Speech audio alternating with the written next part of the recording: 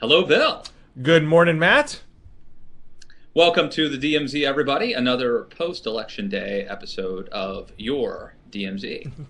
Now you're off. You're coming off a 2 mornings straight, Oh my gosh. helming the Hugh Hewitt radio show while he is away. That's a 3 hour show, 4 hour show.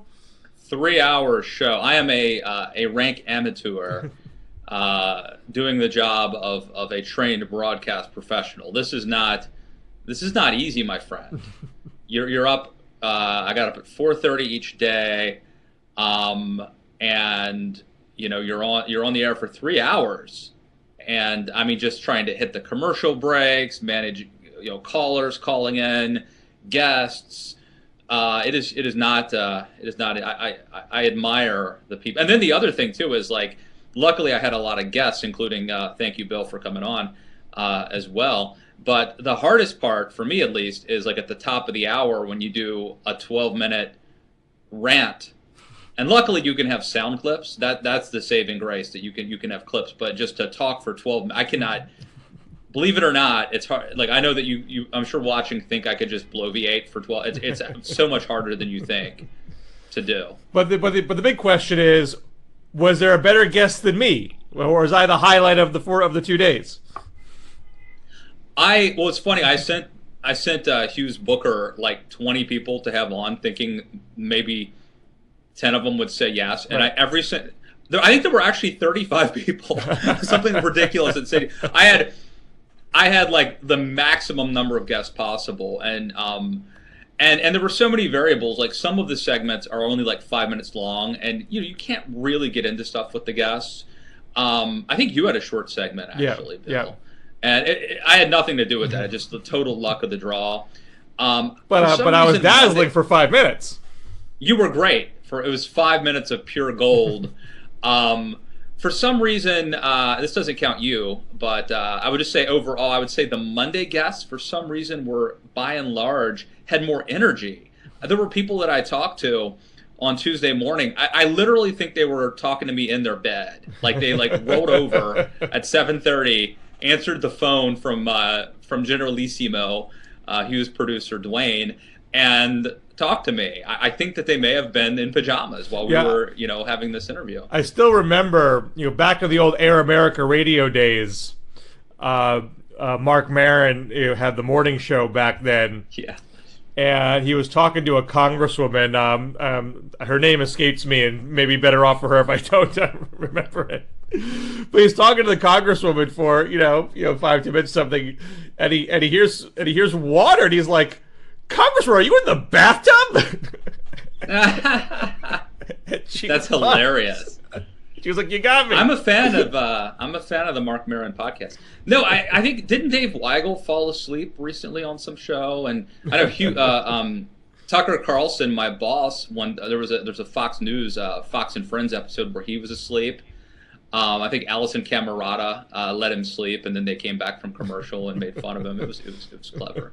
And I think Larry King, back in the old days when Larry King had an overnight radio show. This is like back before the rise of Rush Limbaugh and all that. Larry King was huge on overnight radio, I guess AM, and I think he used to fall asleep pretty regularly on the air. So, I mean, luckily nobody actually fell asleep during our interviews, but there were a couple people that, like, I think they we used the line phoning it in. I mean, literally that was happening. But some of the guests were really bringing it, and I have to say, Henry Olsen, it was a really good guest. I had him on for a long segment, and you guys should be following him. He's, if you like kind of the numbers cruncher, wonky types, but somebody who is sort of from the right, then he's a good guy to follow. But it was tough, man. It's tough doing the radio show. I don't think I have a great radio voice, so like, it's not something that I've ever thought that, like, let me get in and guest host, and then I'll like sort of weasel. I don't think I have a future like in on radio, just because I don't think my voice is that great. Like, I'm no Ben Domenech, has a great. That's a guy who he's one of the few people who's actually good looking in person and on the radio. Sometimes there's you got to pick one or the other. I can think back to at least the old days. Some of the people we would not have put on TV. Some of the radio hosts, like in local markets, who had great radio voices, people would have been stunned. But I guess nowadays, in the age of television, these guys have to kind of go on TV at the national level. So anyway, I'm babbling now. I wish I had this. I wish it was this loquacious yesterday. Well, I have noticed in the past 48 hours or so that conservatives seem to be trying to pressure Trump into being more doctrinaire conservative, and Trump is giving mixed messages how much he's willing to play along. For example, after the Paul Ryan semi-snub of Trump, Trump responded over the weekend that it's not the Conservative Party, it's the Republican Party. But that was one of my clips, by the way, that I played a dozen times on the radio. And he's had a couple of feints that seem to be designed to appeal to Bernie supporters. He said, "Well, I'm open to doing something on the minimum wage, and wealthy people like me should pay more in taxes." But then, when he's been pressed, this is true both on Meet the Press with Chuck Todd, but also on Fox Business Network with Maria Bartiromo, and that's more of a conservative audience. He then says about the minimum wage, well, yeah, people should make more money, but let the states do it, which is really no different than what any other Republican says, that the federal government should not raise the minimum wage. And then on taxes, he's saying, well, when I talk about the wealthy paying more, I mean more than my initial proposal. I'm willing to budge off of that number, but at the end of the day, it's still going to be a tax cut relative to where it is today. And we just see in Politico today that he's enlisted Larry Kudlow and I think Stephen Moore from Club for Growth to tweak the tax proposal, two people who are beloved in the conservative economic world.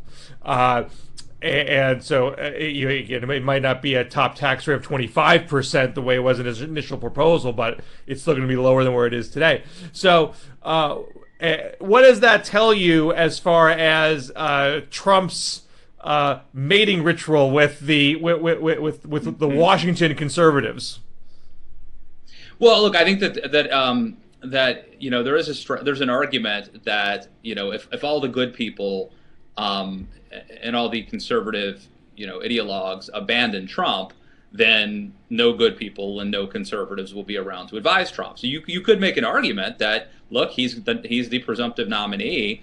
And even if you hate Trump and you don't like him, you should try to get in his inner circle and influence him and make him more conservative. I don't necessarily subscribe to that theory, but it's not an absurd idea.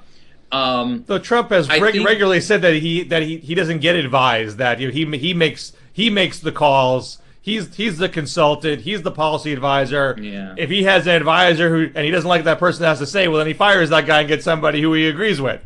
So how much leverage? But at some point, I mean, if any administration relies on thousands of department heads and bureaucrats to make a lot of decisions, and so at some point it does matter. You can't micromanage everything. At some point, it does matter who the vice president, who the running mate is, who the cabinet members are, and who they choose to staff. And so having conservatives sort of whispering in his ear inside a Trump administration, should that happen, you could argue that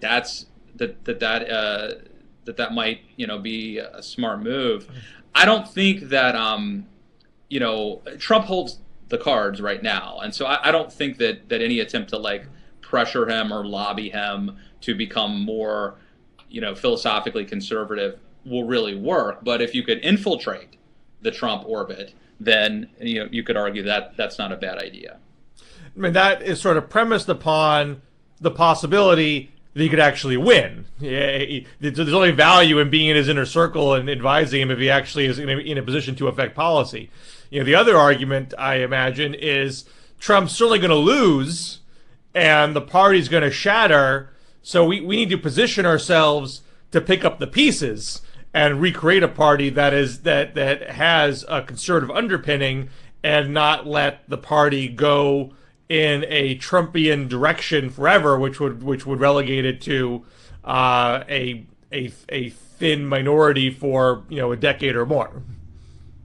And I wonder, there are a couple of young Turks to keep an eye on out there that I wonder what they're thinking. And it's Tom Cotton, the senator from Arkansas, he tweeted a pro third party tweet from Bill Kristol, then deleted it.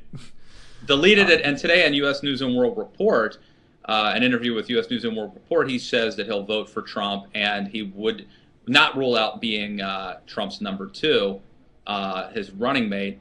On the other hand, you've got Ben Sasse, the Nebraska never-Trump senator. Both these guys were just elected, in 14, I think. So this is almost, it's weird. It's now like Rubio and Cruz, who were elected in 12 and 14 respectively, are now sort of the old guard, and you've got the next wave maybe of young Republicans who are going to run for president, very quickly. If Trump loses, could be Cotton and Sasse, and they seem to be coming down on different sides of the Trump question. And I don't know if where you stand on Trump will be the defining issue of our time, but it could be one of the issues. So do you think that the Republican convention, maybe this is too hard to prognosticate at this point, is this going to be a unified convention? Trump gets the program 4 nights of reality TV. It's a dream come true. Nothing but gold-plated spectacle for the masses. I just hope he doesn't do something crazy like put a washed-up celebrity on national TV and let him talk to a chair, because that would be insane. I can only assume there will be a return appearance. That would be good TV, right? I assume the whole premise of this will be what makes for good TV. That would be good TV. But the other possibility is that conservatives are going to want to kick up some dust. Trump may have 1237, but as we know, a lot of those delegates are not Trump loyalists. Will they want to push platform floor fights and box Trump in on trade, or abortion, or minimum wage, or the other things that he might want to be a bit more opaque about? I don't know, but does it matter? I mean, it will matter.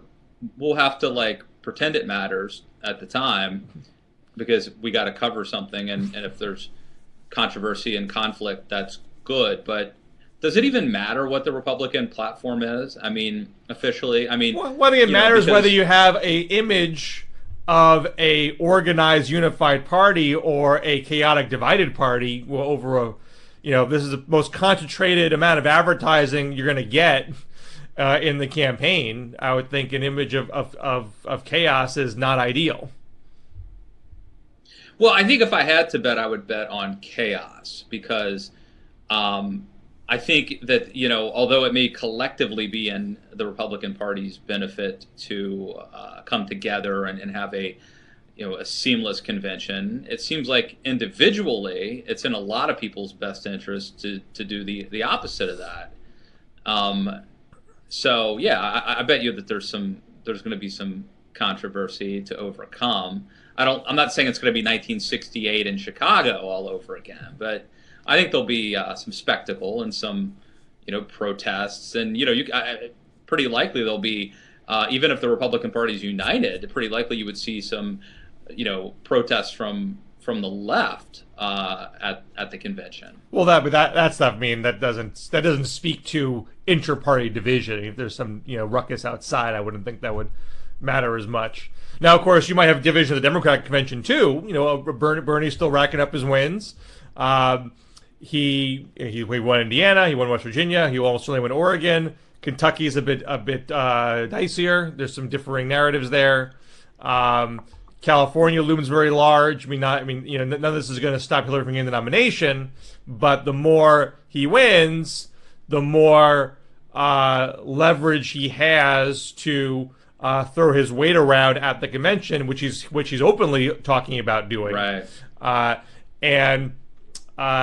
You have kind of, I think, three potential scenarios. One in which Hillary draws a firm line and says, I'm not going to bend at all for Bernie here. It's not his party, it's my party, and I'm going to fight him to the end on platform stuff. She can go the other way and say, let the baby have his bottle. I don't want to have a big fight on the floor, messing up my convention. I'm not more to the platform anyway. Whatever he wants, who really cares? Or the third scenario, which I imagine is most likely, is that they sit down in a room and try to hash out language that is amenable to both of them, and have a populist-esque platform, and Bernie gets his primetime slot, and everybody holds hands at the end of the day. Well, that's the interesting thing. Does he get the speech? Obviously, does it become Pat Buchanan in 1992? Right. Does Ted Cruz get a speech? Or does Ted Cruz? What happens to Ted Cruz? Does he? Obviously Cruz wants to become. I say obviously. It's presumably Cruz wants to basically become the heir apparent, like Reagan after '76. Does he do that by going anti-Trump, never Trump? Does he sort of reluctantly endorse the front runner despite the things he said about his wife and his father, and try to give a speech at the convention, and then go around the country campaigning for other Republicans? Like, how does Cruz angle? Does he give a speech? And then the running mate selection, obviously on both sides, that's very likely, I would say, to break right before the convention, and to be a big part of the convention is the who are the running mates. So, even absent the contested convention that we were sort of hoping for secretly for entertainment purposes, if nothing else, there's still going to be a lot of stuff to keep an eye on. Well, to go back to the speech question, the unwritten rule is if you want a quality primetime speaking slot, you have to endorse the nominee. No one gets that cherry if you're going to be if you're just going to be up there to speak your own piece. And Pat Buchanan did exactly that in Houston, and really a full-throated endorsement of George H.W. Bush, and talked about how it was time for Republicans to come together and beat Bill Clinton. Right, but it came with the string attached that he was going to declare a culture war, and which really ruffled a lot of swing voters, and that was seen as a net negative for Bush at the end of the day. So today there might be a bit more micromanaging of what are you going to say in your primetime speech before I give you that slot. But so Cruz has not yet said he's going to vote for Trump, so he'd have to then come around there if he was going to get something like that. And Bernie so far has said he expects to have a contested convention because Hillary won't have enough delegates on the pledged delegates alone after June 14th. If he really means that means submitting your name in nomination on the floor of the convention, which is not endorsing the nominee. And this happened in 1992 with Jerry Brown and Bill Clinton. And Jerry Brown, he had far less delegates than Bernie did. But he submitted his name. He spoke separate. He got to speak as he was nominated, but it was in the middle of the afternoon and not at prime time, and so he never got that moment in the sun. So it's a question of does Bernie want to play some serious hardball to wage these floor fights on the platform where you're basically waiting till the very, very, very last minute to endorse in hopes of extracting other concessions. But if you play it that way, you don't get the primetime slot. You don't get to give your big stem winder on how the rules are rigged in this country in prime time. What's more important to him? It's a bit hard to game out at this point. Yeah. The other interesting thing, and I think this is probably a pipe dream, but I've heard some conservatives talking about this. I don't even know what the rules are, but if you watched the House, no spoiler alert here, if you watched the most recent House of Cards episode season, there's a convention fight over who's going to be the vice president, and it's not clear to me whether the delegates have to honor Donald Trump's selection. Well, they don't. Because the delegates go vote. Rogue, and so maybe they could thrust somebody onto the ticket that's not Trump's. I think this is highly that's what happened in but '72 with George McGovern, that he had this whole spectacle where he was trying to get people to agree to be the nominee. He got turned down 3-4 times. Finally went with Senator Eagleton, and then when he put in the nomination, 80% of those delegates were first-time delegates because McGovern changed the rules about who gets to be a delegate to expand the ranks of women and minorities, and that just meant you had a lot of people who had never been delegates before, and so they were the opposite of orderly, and you had a whole bunch of people submitting their own names for VP. I think it was 39 names, and that balloting process took forever, and that's why McGovern ended up speaking at 3 o'clock in the morning. Now, I'm not saying it's going to be that chaotic for Trump, but and he has said he's not going to pick a Democrat. Some people, like you, were musing about Jim Webb, and Trump said he's not going to do that. He says, does it matter what he says, though? Like, sure. I mean, or Webb could change his party registration the day before. Who knows? Right, and then technically he wouldn't be picking a Democrat, right? Because he's now a Republican. But delegates in that situation could say, there is no way, I'm a Republican to my bones. I'm not a Trump loyalist. I'm not going to vote for that guy. I'm going to put someone else in nomination. Now you got a floor fight over it. So to me, Trump's running mate selection is an opportunity.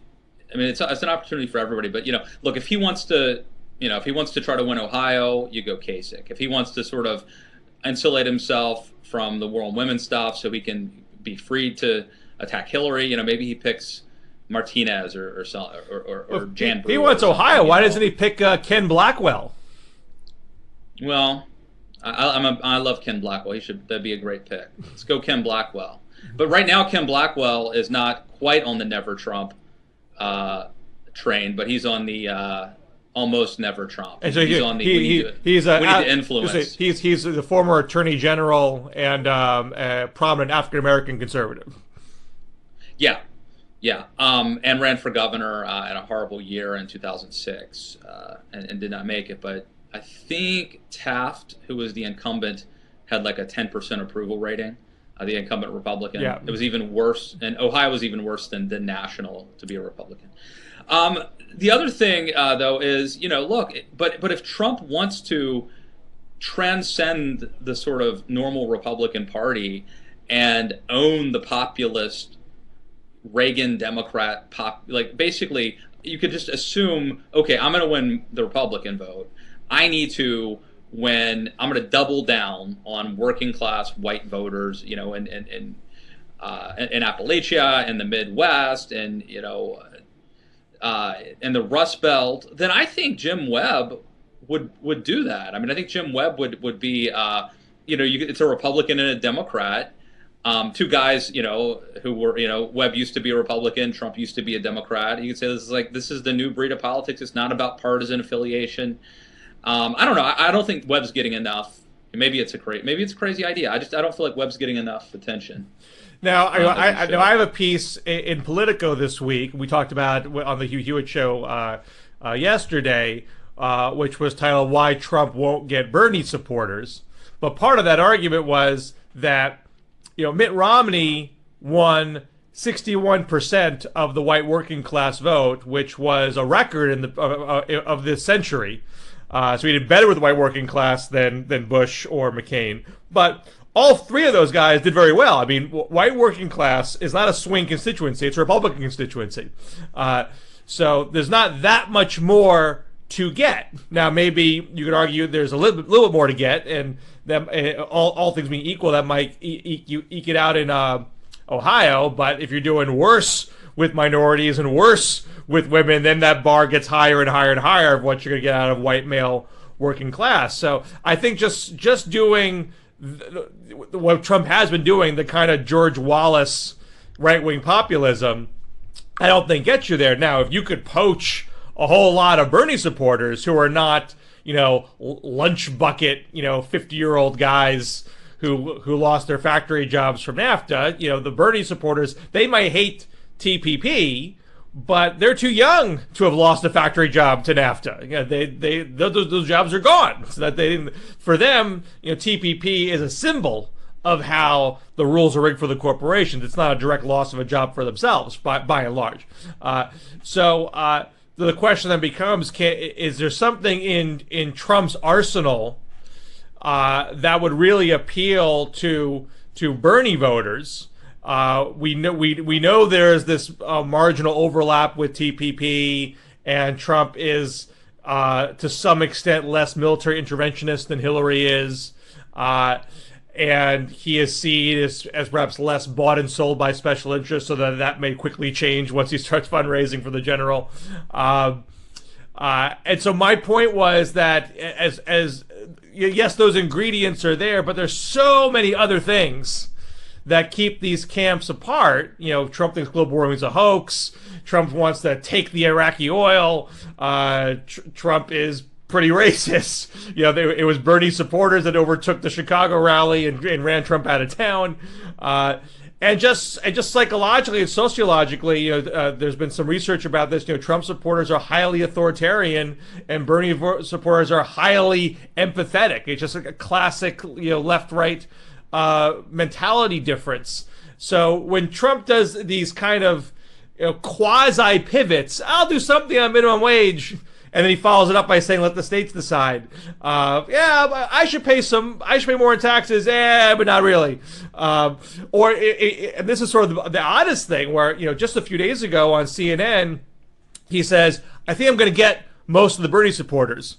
And then 10 seconds later, he says, Bernie's a socialist, maybe beyond a socialist. And then on Twitter this morning, he calls him Crazy Bernie. And he says, I don't want to get too hard on Crazy Bernie because I like what he's doing to Crooked Hillary. But just you wait, as if it's some sort of glorious moment when he dumps all over Bernie in the fall when Bernie's not even the nominee. It's bizarre. That is not how you go about winning Bernie's supporters. So I don't, and I think he would need that to if you really want to run up the score with white males. There's not enough conservative working class white males to do that with. You need Bernie left-wing white males to get there, and I just don't see how he pieces that together. Trump can't piece together right-wing white working class and left-wing white male Bernie supporters. Yeah, no, Bill, I think you're right. If someone's a Bernie, certainly if someone is a cognizant, liberal activist who's supporting Bernie, they're not going to come around and vote for Trump. I think most of those people probably go home to Hillary. So he might get some. He will probably get some of them. But I wonder though if there aren't people out there. I do feel like we've been operating under some false assumptions. That we were under this assumption that there was all this polarization. And so basically, everybody was either in the camp of being hardcore conservative or hardcore liberal. And then it was elections were about turnout. They weren't about persuasion. And I think that we've kind of seen that was wrong, that there are a lot of people who are, they're certainly not philosophical. And they're the sort of the issue matrix that moves them are things like, it's not left versus right, it's us versus them. It's the elites, the elites that are shipping our jobs to China, who are screwing us, who are giving tax cuts to the rich. Those bad people need to be put in line, and the people who feel that way, might go Trump, and so. Well, I think he has a. You finish the I think thought. he has the potential to shift it, it's a paradigm shift. In other words, Well, this is the question. Does Trump scramble the ideological lines so things aren't as neatly set as they have been over the last several elections? Now, just one anecdote, so I don't want to say this reveals all, but one guy on my Twitter feed after my Politico piece came to me and said, I'm a Bernie supporter, and I'm voting for Trump because Hillary is, the most corrupt person imaginable. And I saw from his Twitter bio that he lives in Wisconsin, so it's not necessarily a swing state, but maybe if things really broke Trump's way, he would. If he wasn't going to win more Latino states like Florida, Colorado, and Virginia, he would actually need to get into Wisconsin. Or if he couldn't win Pennsylvania, he'd have to get into Wisconsin to get to 270. So I said to him, "Did you vote for Obama in 2012?" And he wrote back and said, "I voted Jill Stein in 2012 and Ron Paul in 2008." And I said, "So you weren't a Democrat anyway. You're not a lost vote." So if but he's a gained vote. But he is a gained vote. Well, he's a half vote for Trump in that respect. But there's only so many Green voters out there. Greens didn't get to 1 million votes last time. So for Trump to do better than Romney, he can't just scoop up the Greens and the Libertarians. There's not enough of them. And he certainly wouldn't get all of them, even if he was to get a bunch of it. He needs to win 2-time Obama voters in swing states. He needs some of them. And I have yet to meet a Obama 2012 voter who is planning to vote for Trump. Maybe they're out there. I'm sure there's somebody, but that's the pool of voters that he really needs. So every Bernie voter that I know who has told me they're never Hillary are people who were not Democrats in the first place, who were Green or otherwise in 2012. Yeah, no, I've yet to find the guy. Well, actually, I do know. Katrina Pearson and Matt Boyle both voted for Obama in 2008. 08's not good enough. If you left in 2012, you're already gone. Yeah, I think I've yet to find the 2-time Obama voter who's now for Trump. I'm sure they exist, but drop us a line, people. If you're out there, let us know. We'll maybe even have you on the show. Now that I've said, I'm sure people are going to say they voted for Obama in 2012, but who knows if they really did. Tweet Bill Scher and let him know who you are, and he'll hook it up. All 10 of them are going to be on my Twitter feed for the next 6 months, I'm sure. So one other point I want to make about West Virginia. I don't know how often this is being made. Mountain Mama. What's West that? Virginia Mountain Mama. My home. I went to college in West Virginia. Wife's from West Virginia. And I just talked to Patrick Morrissey, the Attorney General of West Virginia, was on the Hugh Hewitt show yesterday when I guest hosted, giving us the rundown of things to keep an eye on. So I don't know to what extent this is widely known, so excuse me if I'm saying something that's not terribly insightful. But obviously there's a lot of talk about, Bernie won Indiana, Bernie won West Virginia. He might win, a few more until this is all done. Some people then come back and say, well, look, Hillary won a bunch of the final states against Obama too, and everybody knew that the game was over and it wasn't that big of a deal. It didn't mean they couldn't unify at the end of the day. It just was the demographics were what they were, and people weren't going to budge off of their place. Just because of what the delegate math was. But I think it's important to point out that what happened in Indiana is not the same as what happened in West Virginia. Indiana had the second highest youth vote of the states, and Bernie has generally won caucus states and not primary states. The primary states that he did win, if they weren't in his neighborhood, Vermont and New Hampshire, they've generally been places where the youth vote has been very high: Michigan, Wisconsin, and Indiana. And Rhode Island, we don't have an exit polls. We don't know about Rhode Island. So West Virginia was not that. West Virginia is a state more like Oklahoma, which Bernie also won. And Nate Cohn of the New York Times has talked about this, and I can't remember if we talked about it on this show before or not. But Cohn dug into the the precincts where in 2012, in the primary of 2012, Obama did poorly against no names that showed up on the ballot. And West Virginia and Oklahoma were very strong places where that was the case. These are places where you have people who are Democrats for state and local reasons, but are functionally Republicans when it comes to presidential and Senate elections, and they might be kind of quasi-trapped in the primary because it's closed or semi-closed. In West Virginia, you have to be a Democrat or unaffiliated to vote in the primary. So if you were a registered Republican, you can't cross over. So you had in West Virginia, 32% of West Virginia Democrats said they would vote for Trump over Bernie in a general election, and the vast majority of those voters voted for Bernie in the primary.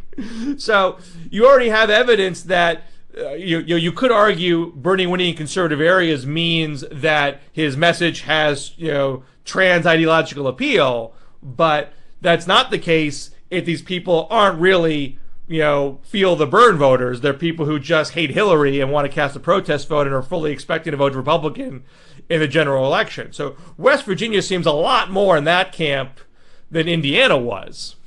Now, you have next week, you have Oregon and Kentucky. Oregon is a very liberal state. It's been sort of Bernie's biggest rallies. The only U.S. senator endorsing Bernie is from Oregon, so everyone assumes he's going to win there. Although, it is a closed primary. It's a closed primary and a vote by mail primary.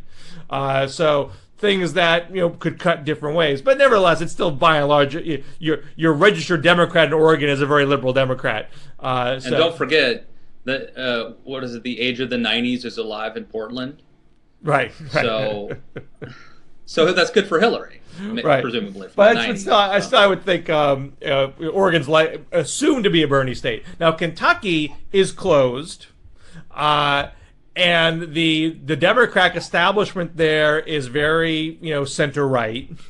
The former governor, Bashar, who got a lot of national attention for implementing Obamacare, has endorsed Hillary. So there's been a sense that she had a good shot there. Although I do think that in the Nate Cohn demographic model, he gave Bernie the edge. But Hillary is actually spending money on ads in Kentucky now.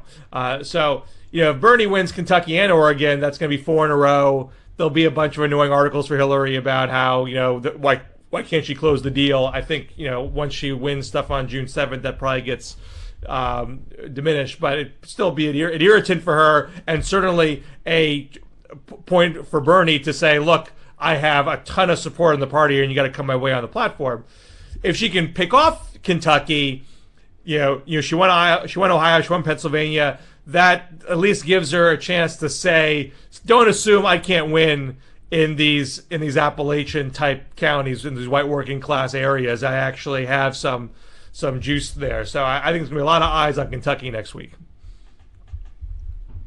All right. We'll keep an eye on Kentucky and keep an eye on this Vice, the Veep stakes here. And now, then you had a piece this week about Trump's focus on the Clinton scandals, right?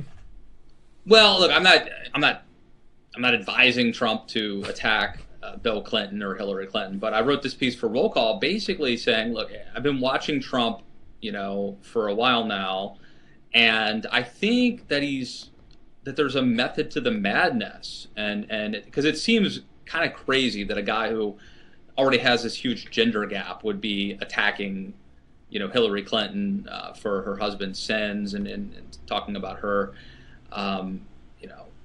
sort of being an enabler and going after women who alleged impropriety on her husband's part. But it makes a lot of sense, in my opinion, if you've been studying what Donald Trump does. And, I've got 3 or 4 things that I see. I'll just tell you one of them is the psychological warfare component. I think that Trump does kind of crazy things that don't make sense strategically in order to elicit some sort of an overreaction. And the best way to really get under people's skin is to do what nobody else is unseemly enough to do, and that's to attack family. And we saw it with. But does that play with? I mean, the Clintons have been through this time and time. The way Donald Trump does it. Not the way Donald Trump does it, but it's not. I mean, like Jeb was really thrown for a loop with low energy. That just seemed to just not compute with him. What do you mean I'm low energy? I'm on the stump all the time. I'm a very active governor. What do you? Who's going to believe that? I mean, it's very Mike Dukakis like. Why would people think that I'm some sort of crazy left wing lunatic? That's not who I am. Right. I don't even have to respond to that. That's crazy talk. Whereas, I mean, the Clintons have heard everything. There's nothing new to throw at Clintons. I'm not saying it's going to work, but what I am saying is, Bill Clinton is not as good as he used to be. And he's not as good when he is sort of a surrogate defending his wife when his wife's running. And so, this might just be to see if he can get Bill and Hillary off their game to say something. Look what Ted Cruz is a prime example. He attacks Heidi Cruz. That makes no sense. He attacks Ted Cruz's dad, alleging he was somehow involved in the Kennedy assassination. And Ted Cruz, the night before the Indiana election, goes out and confronts Trump supporters, people who are protesting Cruz, and gets into a verbal altercation that I think Cruz loses, at least in terms of the optics of it. The next day, Cruz holds this sort of crazy press conference where he attacks Trump. I don't think Cruz came off looking good. And you could certainly conclude that Trump goaded him into those things, got him off his game, that it's psychological warfare. And again, I have other sort of arguments as to why this makes sense, but I think one of them might be that Trump is trying to get under the Clinton skin. And I think if anybody can do it, Trump's the one who can do it. Well, this all goes back to my answer for everything, which is Vice President Al Franken. You may end up being right, and I'm going to put that up. I'm getting ready to do it. I'm going to write this down. I'm doing a podcast with my colleague Alex Pappas here about running mates, and for Matt Lewis in the news. And I don't know if we're going to get to the Democratic side, but if we do, you just made the list. So you just made my list of things to do today.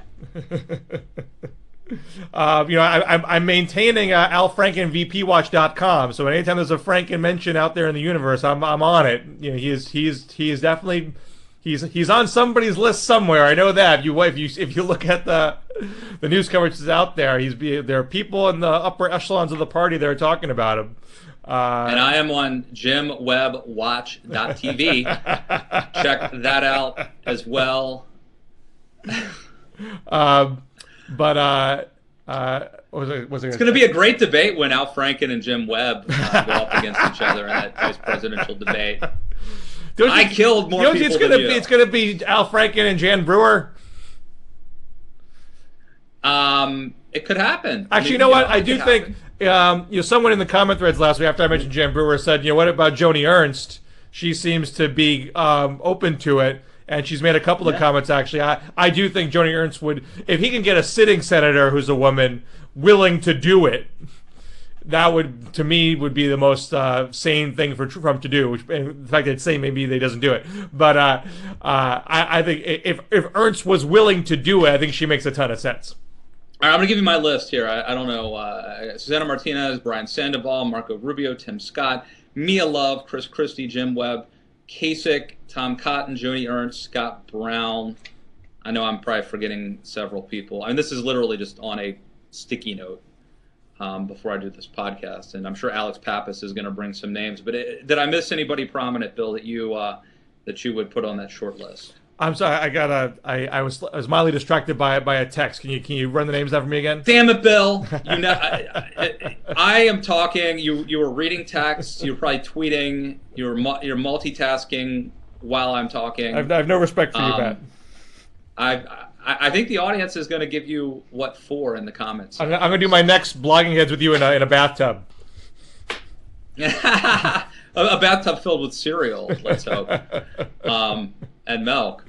All right. Well, you're just gonna have to listen to the podcast. Oh, fine. Did you mention Newt? Oh, Newt. Let's add him to the list. Newt. And you got Christie. Good one. Got Christie. Jeff Sessions. You're right. My own bias is creeping in. I don't think Sessions is going to get the pick, but he's got to be on the list, right? Yeah. Paul LePage. Who's Paul LePage? The governor of Maine. He's like not even a Republican, right? No, he's a Republican. Is he a Republican? He's as Trump-like a Republican as you have. Okay. That guy is nuts. Was he an endorser of Trump? He has now. He was a Christie endorser. Okay. You have Scott Walker. I'll put him on the list, but I don't think Walker would do it. Well, I mean that's the question for all these things. Whether they actually but I think like on a scale of 1 to 10, with Jan Brewer being a 10, right? In terms of her interest, and Scott.